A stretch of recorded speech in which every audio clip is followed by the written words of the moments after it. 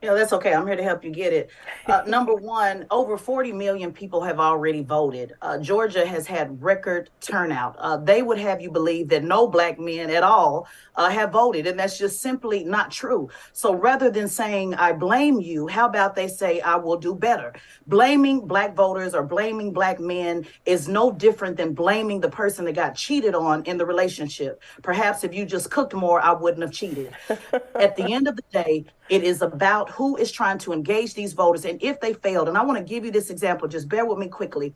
David Axelrod, a white man, a top Democrat, Obama's go to person, said the other day very clearly that Democrats have failed in their economic message. Nobody is saying that he's spreading misinformation. He said that they are not reaching out the way that they should. Hillary Rosen also said the same thing, which is a top Democrat strategist. No one is telling them, oh, well, you're just spreading misinformation or you don't know what you're doing. And I have to say this to progressives as well. They also do this racist trope and they call it misinformed voters, low education, low information voters when they don't get their way. It is basically a racist trope that says that black men are lazy, that they're not involved, and it is flat out a lie. And let's talk about targeting voters. Stacey Abrams said they're being targeted for misinformation. Well, guess who's being targeted for actual engagement? The Hispanic community by the GOP has strategically been targeted with over 30 plus diversity centers, with over 20 plus strategically in Latino communities, brick and mortar, that says, hey, come on in. We want to tell you about the Republican Party.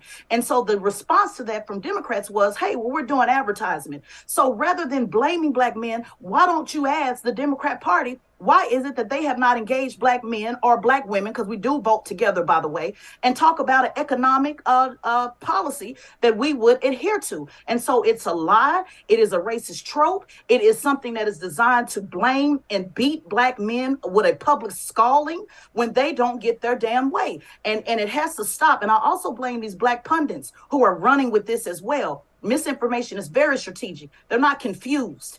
Black men, I just went to a reparations rally on Saturday. Thousands of people showed up, more so black men. And they showed up with less than a 2-week notice, with no rapper as a headline, with no political party that pushed it, with no political official that pushed it, with less than 2 weeks, Bree. I've seen political elected officials that can't get 50 people in the room at best. So black men are engaged, but they may not be engaged and they may not be feeling you. The first thing is actually dating somebody, then engaging, and then asking them to get married. Black men are engaged. They just ain't feeling you. So what do you have to do? Come back to the table and say, how can I bring you on? But also don't discredit black men who vote Democrat. But also understand, guess what? Black men are also conservative. And that's just something they're going to have to deal with.